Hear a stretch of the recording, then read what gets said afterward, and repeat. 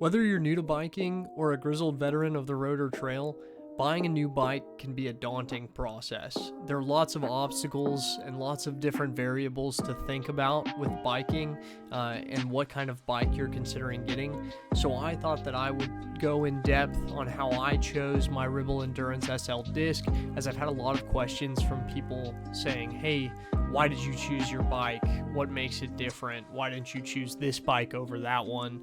Etc. So I thought that I would just go in depth on my history with biking and how I got to where I am and why I ended up with the bike that's sitting over on the other side of my room. To start out, the bike that got me into biking was a 2015 Mossy Vencer. It's an aluminum bike with a partial carbon front fork, as you can see right here.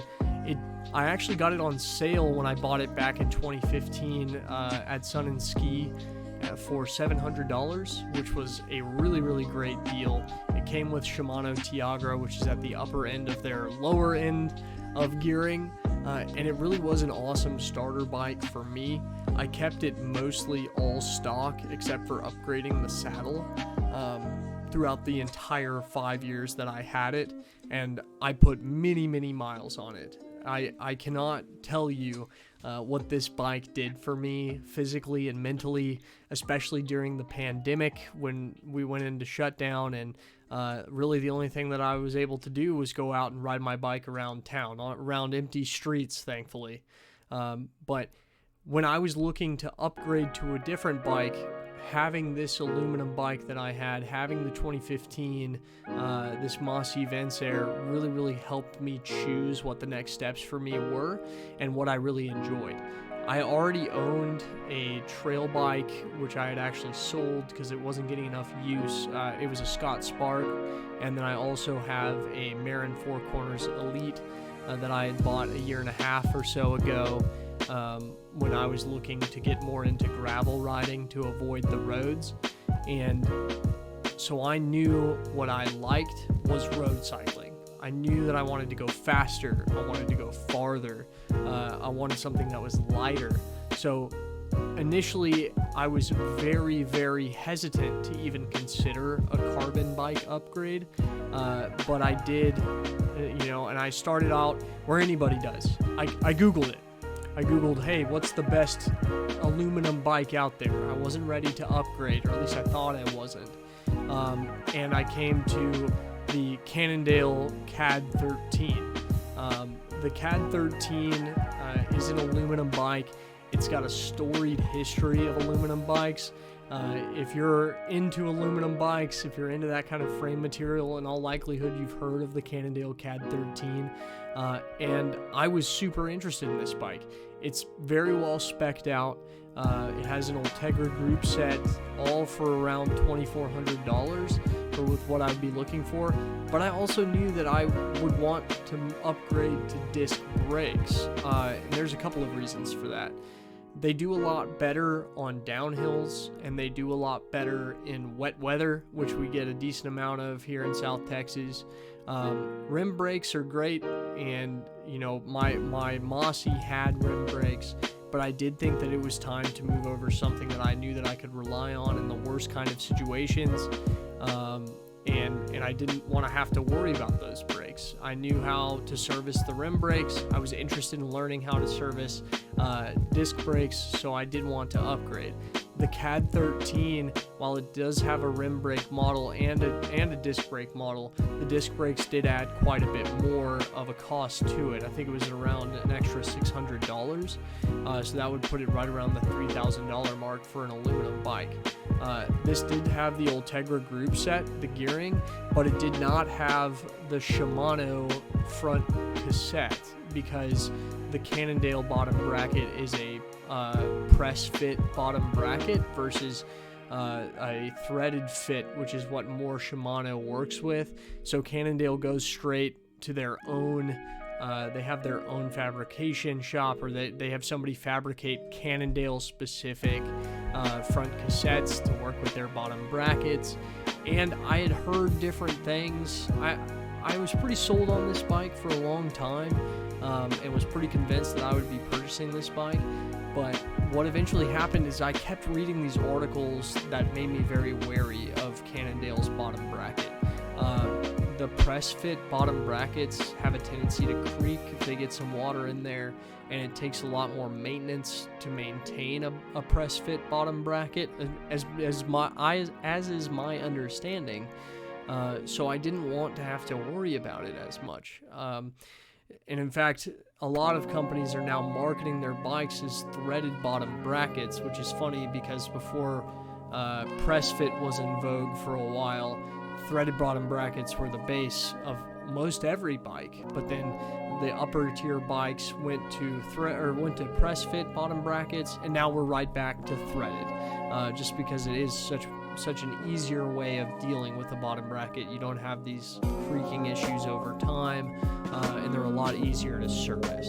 So this was a great place for me to start, and right around the time when I was actually considering getting more and more into I was looking more into carbon, getting more into, okay, well, what do I want to do if I were to get a carbon bike? That was right around the time the Tarmac SL7 came out, and that bike is amazing. It rocked the bicycle world. The news of that piece when it came out was just, it was one bike to rule them all. It really was the climbing bike. It was the aero bike. It was the Venge Killer, which was Specialized aero bike, and it was beautiful.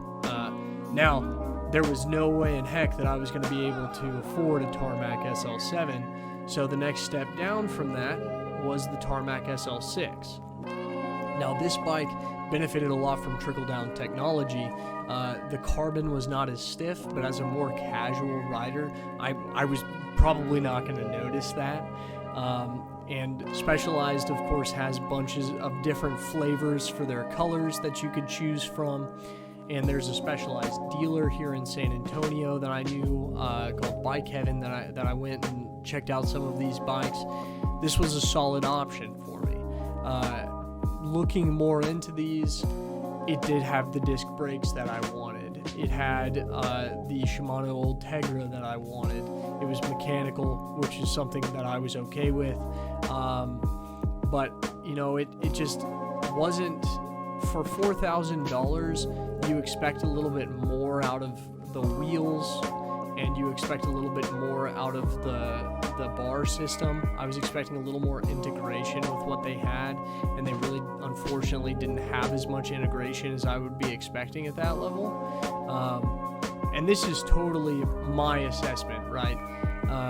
So it just, you know, it seemed like a great package, but overall, I wasn't sure that it was the right bike for me. I knew that it would do the things that I wanted it to do. I knew that it would be a beast on the road over long periods, and there's tons of Specialized people who can maintain the bike for me out there, but I really was looking for something a little bit more around the $4,000 range. So what I came back to was Cannondale. I'm a big fan of the EF Pro Tour team. They all ride the Cannondale Super 6 Evo. It's a beautiful bike. This plum color bike is, man, I don't know, something about the plum color does something to me.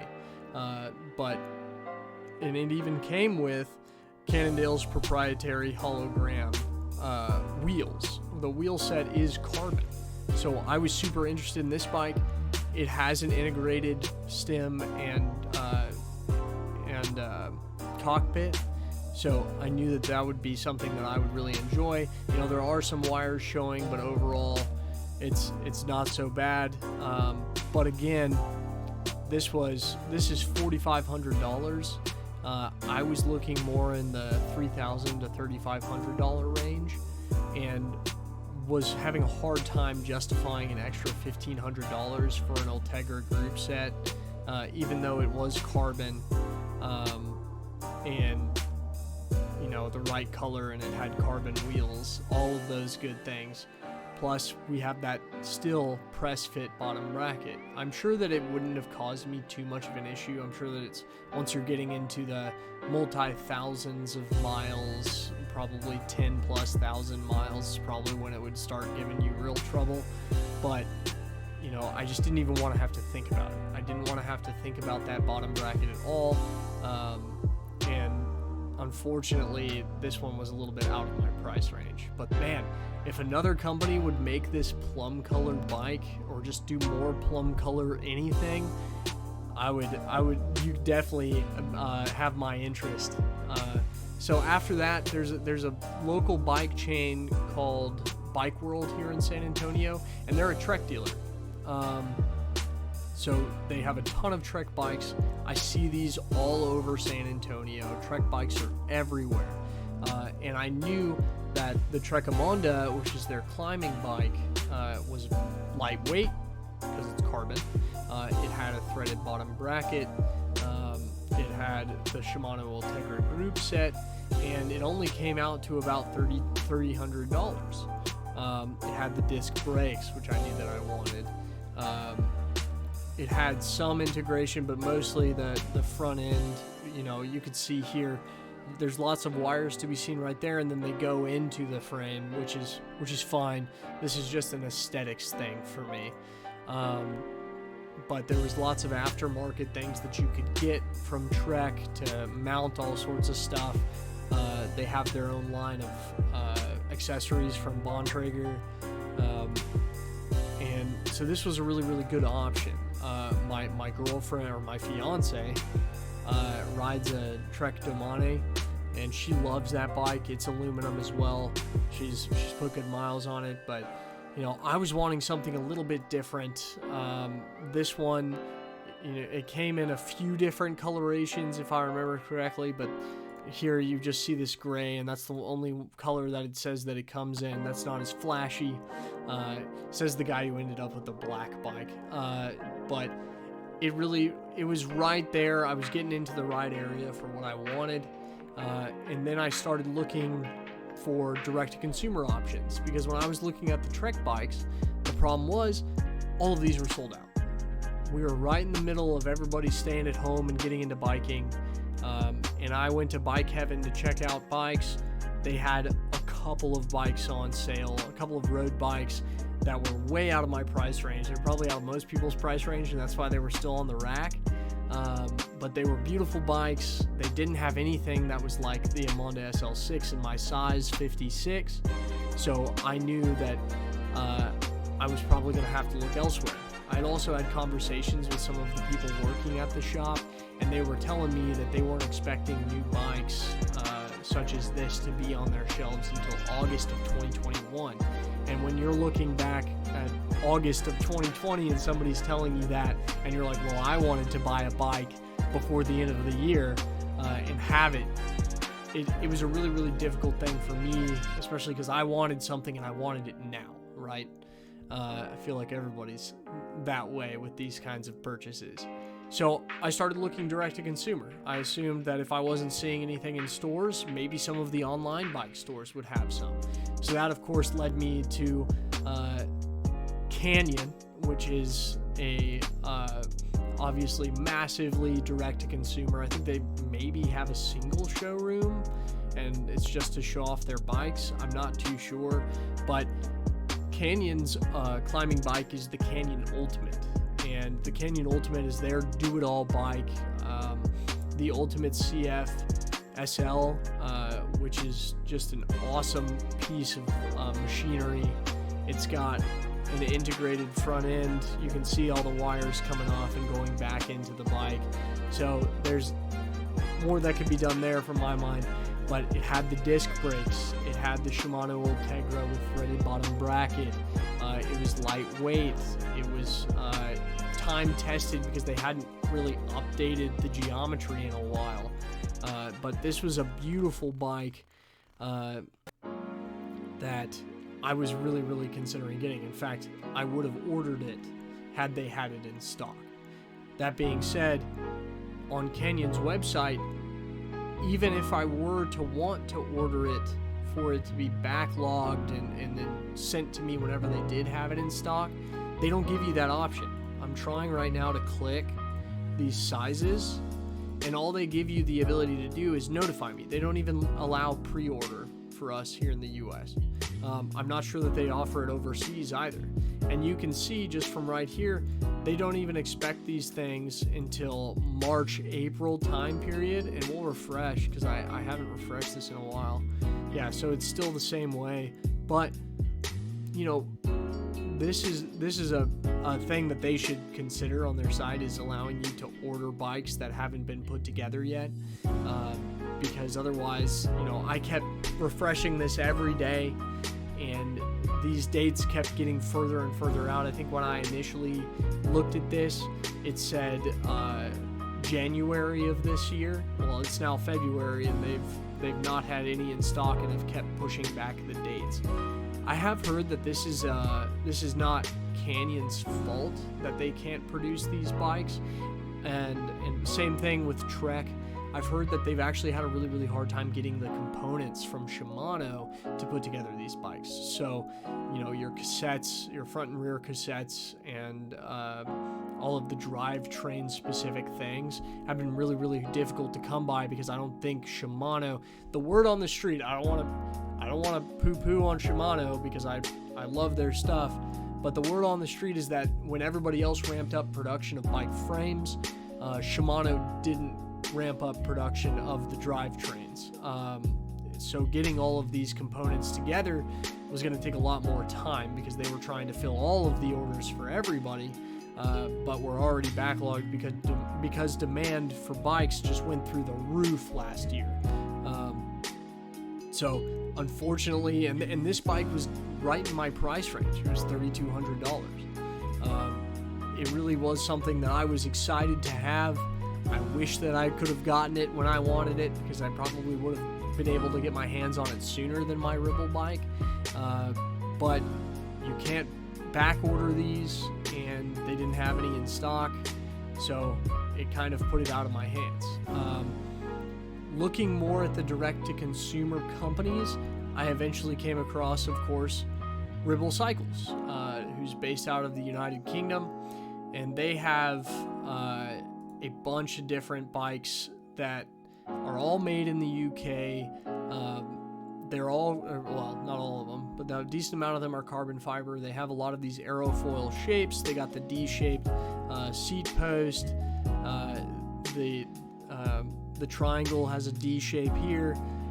So I knew that it had aerodynamic properties, and I knew that there was tons of customization that you could do with these bikes. You could choose from their 3 base colors, which were black, which is what I ended up with. You had your red, and then you also had teal, which is more of a light blue. I wish it was actually teal, because that would have been awesome. But they also have the ability to do a custom color. So you can choose, you know, and they show some examples here, but you can choose every color on this bike, from this color right here to the color of where it says Ribble on the bike, to these colors on the front fork. You can have a different color on this rear triangle to the front, all sorts of different things. You can have the cockpit match the color. It's a ton of different stuff that you can do. Plus, you can customize all of the components, because they make these to order. So if I wanted to upgrade from the basic Mavic Axiom wheels, I could have moved up to carbon wheels. I did make the choice to move to an integrated carbon cockpit. So my handlebars are carbon, and there's not a wire in sight. And it came in disc brake. So I knew that this was something that I wanted to consider. And not only that, but it started out at $2,500 or $2,600 almost. And with the upgrades that I asked for, which were the integrated carbon cockpit, it moved it to actually less than the Canyon Ultimate, which was $3,200 with less integration. So by going in here, I'll just show you how it works. If it'll work. Because they are, you know, of course, experiencing high demand. There we go. So opening up their bike builder. It's okay, I got a large, customize. So here are all the different things that you can customize on Ribble's website. it's crazy what you can do. You can choose to add a power meter at the source. You can get mud guards, because all of these bikes, while carbon, do come with mud guards because they're made in the UK, and the UK is extremely wet. The custom color you can do. You can change the stem length. You can change the saddle. All the different things that you could want. You can get a custom headset cap. I mean, that's down to the very basics. Like, these are little things that you can choose and just go crazy in here to make a bike that nobody else in the world will get. I ended up, of course, going just with a basic build with the upgraded cockpit, making sure that I didn't see a wire in the near future, and it came, and it was in stock. It came to me. It took about a month for it to get here, and then when it got here, it was very easy to put together. They've been very responsive to all the questions that I've had with customer service, so it's been a really, really great thing that I got. It's fully carbon. It's a beautiful bike. Nobody else in San Antonio is riding a Ribble, or maybe they are, and they just need to tell me, because I think I'm the only Ribble in San Antonio. I'm maybe the only Ribble in Texas, and more people should be riding these things in Texas, especially because we get crazy weather